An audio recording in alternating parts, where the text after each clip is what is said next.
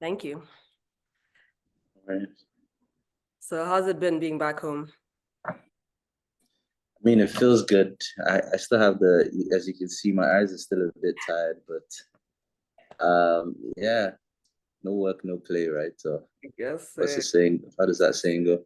yeah. Yeah, so but it feels good to be back. I've been on the road for a couple of weeks, so just catching up on work, catching up on um a few personal stuff as well. So Mm.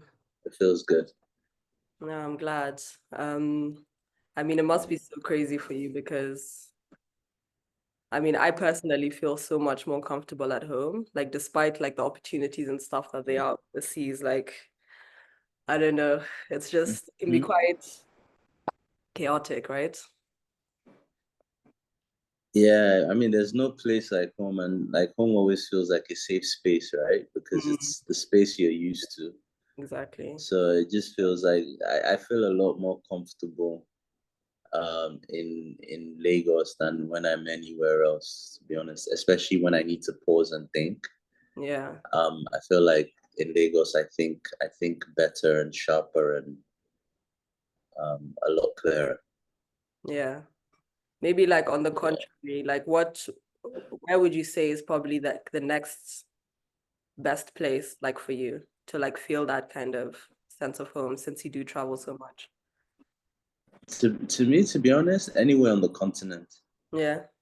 Anywhere on the continent. I love I lived in Zambia for a while, so I love Zambia. I haven't been in a minute. But I also lived in Rwanda as well. I feel comfortable there. So I think I visited West Africa and East Africa extensively. Even Nairobi, I feel I really like Nairobi as well.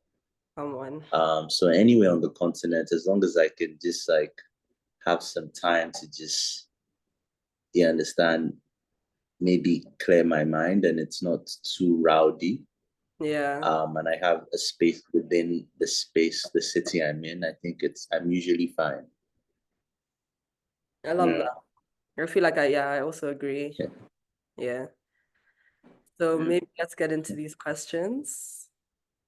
Cool, cool. I haven't looked. I don't know if you sent them ahead of time. I haven't looked at them, so You'll be fine we'll though. push through. I've watched many of your interviews and you seem like a natural, so I don't think you should worry. Maybe I'm faking the funk. We'll find out soon. Find out. Yeah. So, hi, and thank you for joining me on this journey called Blueprint. Um, I started this a couple of years ago, um, mainly interviewing Kenyan people in the creative space, to just kind of reduce the barrier between passion and success. Because I feel like people can have the ideas, but when it comes to actually making something of it, I feel like there's a bit of a gap in the market, especially in Nairobi. So we're trying to make as much information accessible, with other Black Hmm. professionals of color or yeah, just other people of color. So we met in Mm. Milan a couple of weeks ago, or a week and a bit ago. Um, Hmm. so could you share Yeah. with us, for people who might not know what you were doing there and what took you there? So I was showing, actually it was my first Salone, first visit, first participation, and I was showing a piece, the first sculptural piece that I've actually done. And it was being shown at a place called Palazzo Lita. It was commissioned by Design Miami and the head curator for Design Miami 2023, Anna Koenig, to act as the entrance piece for Design Miami. Mm, And the idea behind the piece was to kind of spark a dialogue or bring into the forefront attention of migrants from West Africa who go through the Mediterranean to get into Europe.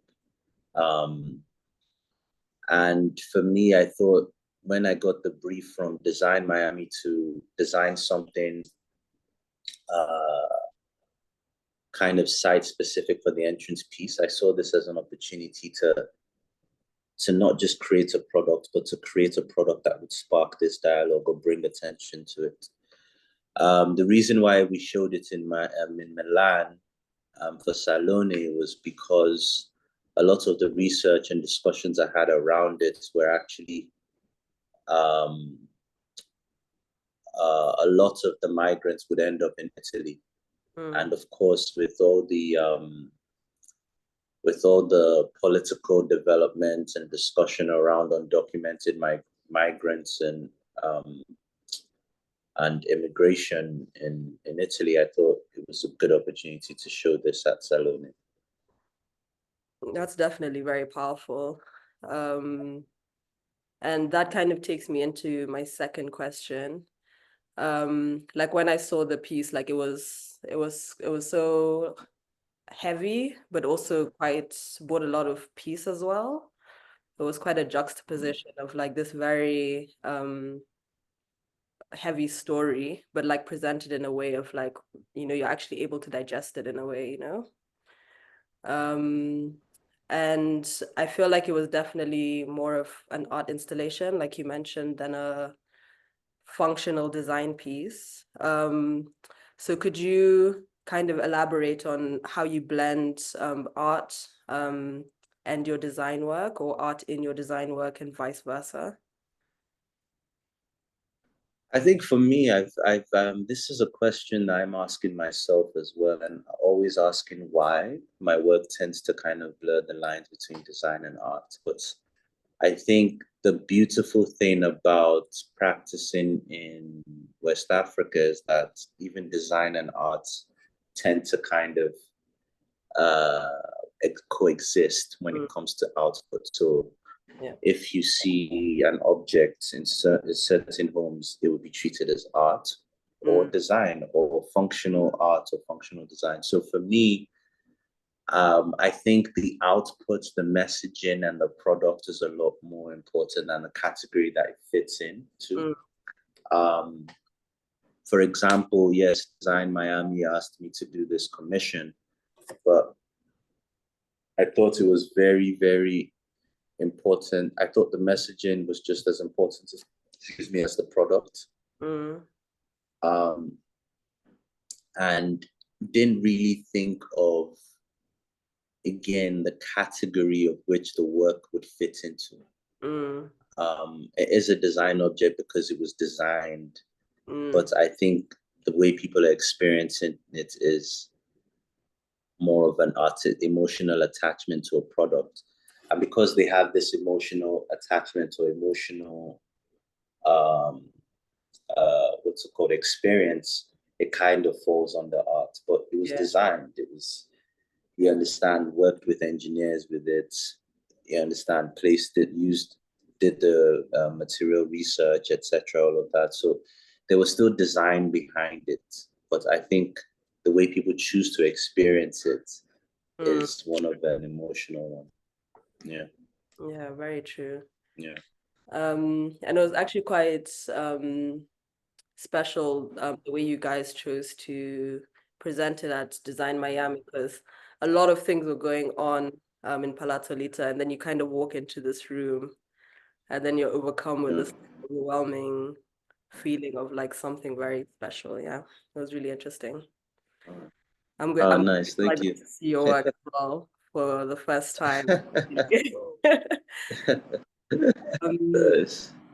so, listening to another interview you had done, you had mentioned that coming from like this educational design background in Europe, and then now coming back to Lagos, like there was a lot of things you did have to unlearn in order to make it, I guess, site specific, or like kind of tailored to how things operate in Lagos.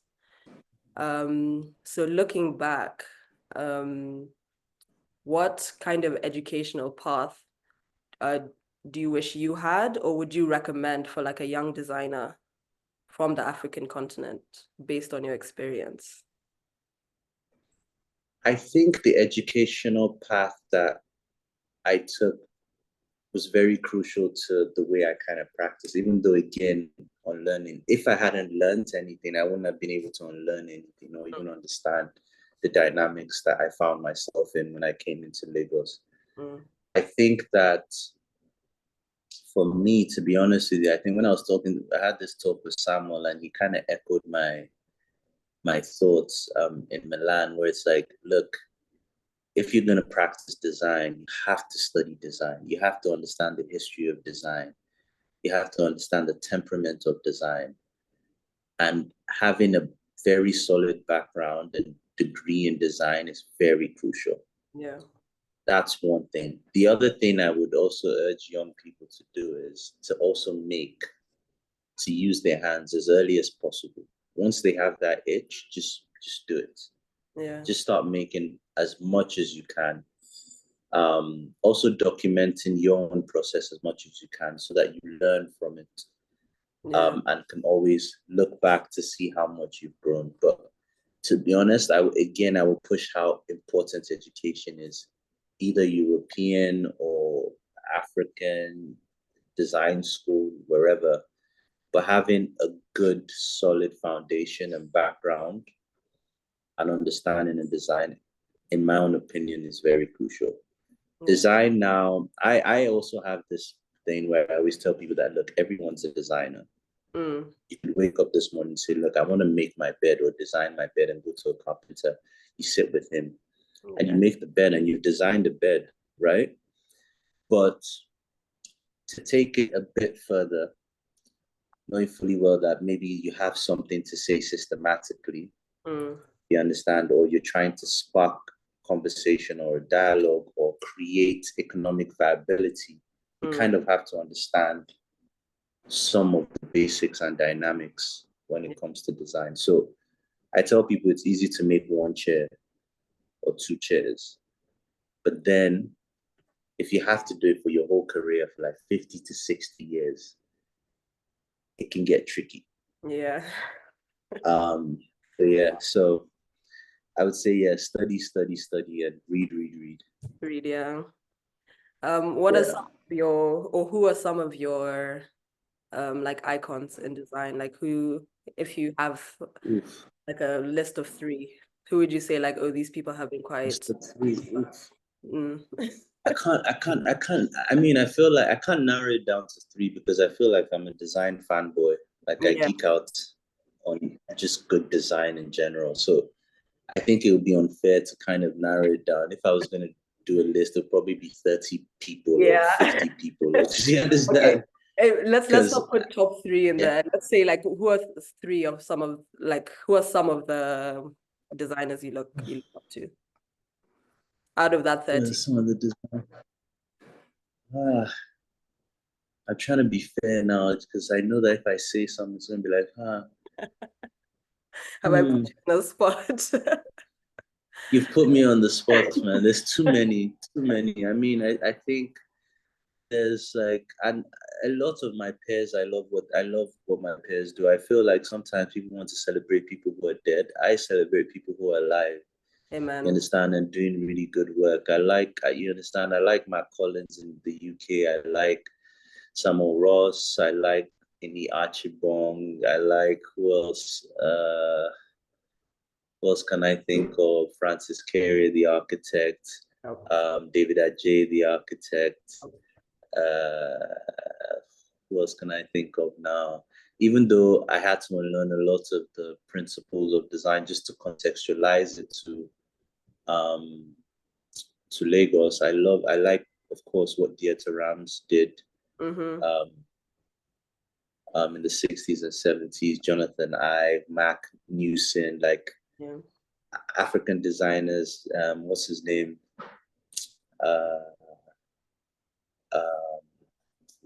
Skipping my mind now.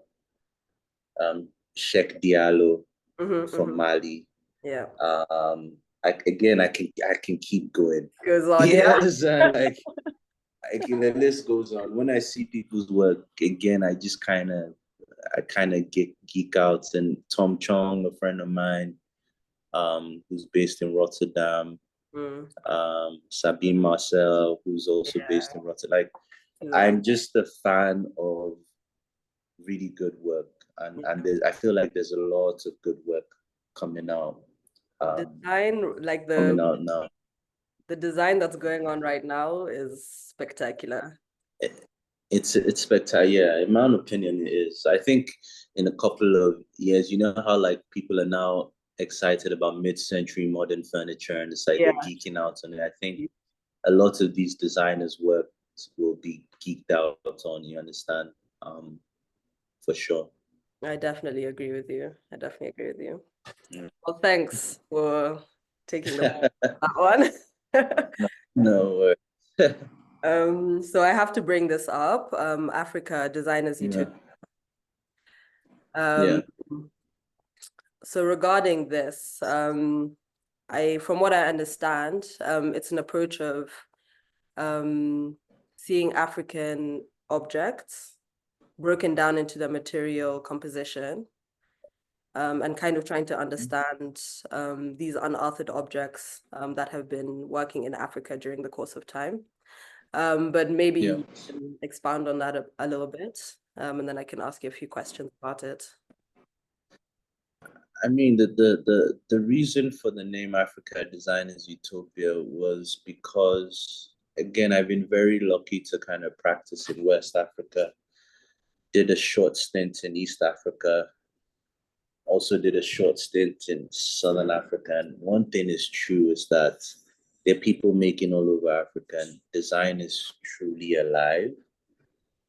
Even though it's from a grassroots level, I think that it's for us to kind of celebrate who we are and what we kind of stand for, and also archive our own history. So the reason I started this research was so that we have our own archives in our own hands. It's bigger than just me.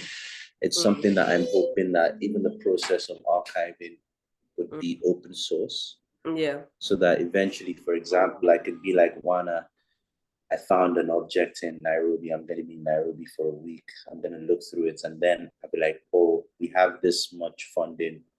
Can you please archive this object and put it into the archive? So for me, that's why I kind of started the research. But as you said, it's basically documenting unauthored and anonymously designed objects across, now kicking things off in Lagos, but eventually West Africa, then we'll now expand to the rest of Africa. And then just creating this database for us designers and for students as well, or potential design enthusiasts, to understand that all these objects that are around them, every single one of them, even though some of them indigenous, again, some of them from grassroots, actually has gone through the design process of research, of consideration of stakeholders, of functionality, and then kind of putting that at the forefront of what, quote unquote, maybe contemporary African design is. Yeah. Yeah. So I guess you basically answered my next question, which was, would this be an open source resource where now like people across the continent could, Oh yeah, for sure. I mean, yeah, so this yeah. I've grown up around the stool, like can we explore it and see, Exactly. Okay. I find that so important because I also did a introductory program to design in Milan like a couple of years ago. And the fact that European design is almost solely based off authorship, like it's very rare to find something that doesn't have a name to it in Europe. Now, like I used to ponder a lot in class of like, I haven't grown up around this kind of like understanding of objects, and understanding why that person made it or who that person made it for, but it works, So I really find that that Designers Utopia really vital and really important in understanding African design. So thank you for that. Nice. All good. All good. Lastly, I think we can end on this note. Beyond Nifemi now like into LM Bello Studios, what organizational practices do you find most helpful, like in kind of balancing your business Because I know there's the design part of it, which we all see, but I know that you have like a whole team behind you. So what would you say allows you to have reached this level of success? And what organizational structures would you advise young designers to take into consideration?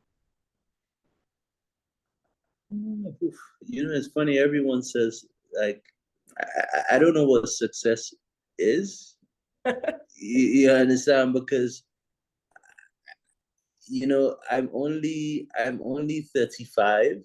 Yeah.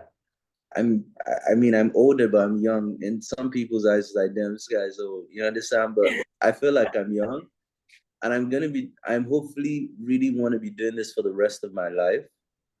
So I think I'm just starting off, and I've made a lot of mistakes, but I'm learning through them.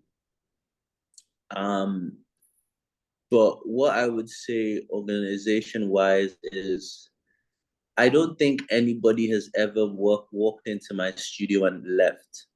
So Mm. everybody who's worked at my studio is still there, no matter like no one has been like, oh, I'm quitting. It's crazy. I'm still waiting for the first person to you understand to be like, yo, the artisans I've been working with for like 12, 13 years, some 15 years. You understand? Like, so and what I try to do, what I try to urge people to do is just lead or be as kind as possible to the next person. You understand? And treat them how you want to be treated. I've worked for people who have been amazing bosses. I've worked with people who have been terrible bosses. Yeah. But I learned from both. I learned how not to be a terrible person, how you understand, and how to be good to people. So I would say with if anyone wants to start a studio, that would have to be just be authentically yourself and be as kind as you can be. It might not be reciprocated, you understand, because sometimes life happens, but I think the cornerstone of my own practice is just kindness. Yeah. Um, yeah, it might be a cliche or a bit corny, but it's the real. And actually, I read somewhere yesterday, I was like, being good at what you do is what gets you work in the first place. But Yep, continuing to do that work is based off your character. Mm. exactly. True, true. I have this thing for me where it's like all the work that I've actually ever gotten at the studio commercially have been recommendations. Oh, It's just been like, oh, we've done this. This person if can do it. Oh, this. It's yeah. been recommendations. Nothing. You understand? It hasn't been a thing where it's like, oh, let's um let's try and pitch for this. It's only this year that we've just started pitching. Yeah. All Wow. the work all the work has been recommendation. That's really special. So Yeah. so yeah. Well, congratulations on Yeah. success. You said you don't know what it is. that you've had in the past like few years. And as an African designer, it's nice to have, some the people like especially like even Moran from Saba Studios, who's a bit location wise, but it's really nice to have you guys to look up to, and keep No, doing. I mean we have you guys to also thank because to be honest with you, I always tell people, I mean, I lost a friend recently and I would always, the last conversation we had, I was like, damn, bro, like, you know, no, he was congratulating me on something. And I said to him that the only reason he can congratulate me is because people in the continent push my Mm, work. Like he was from Ghana and every time he had the opportunity, he would have a conversation about my work. I would do the same for him as well. So, without the push and the you understand the gravitation towards the work might not exist. It might just stay stay where it's at. So I'm always very appreciative of of the community, the little tribes or community of people. yeah. You understand pushing, yeah. I'm sorry for your loss. No, it's all good. All good. Thanks. But I hope we see you in Nairobi sometime soon. Man, Nairobi is one of my favorite cities, man. Trust me. Come through, I come mean, the through. last time I was there, I was young. Last time I was there, I was younger. I didn't have that many responsibilities, so I had a good time. That's one thing Nairobi will give you is a good time. Yes, but now that I'm grown, yeah, understand, fully blown adult, two kids. I want to see what that kind of feels like. Yeah. Going into Nairobi as an adult and just doing adult activities. Maybe it's different. We'll Yeah, see. there's definitely a wholesome side to it, so fear not. Yeah, But yeah, hopefully, I'm hoping that hopefully before the end of the year, or start of next year, I'll be there for sure for a couple of days. fantastic. So I think we'll end there. I want to stop the recording. Cool. So maybe we can have a bit of a chat after.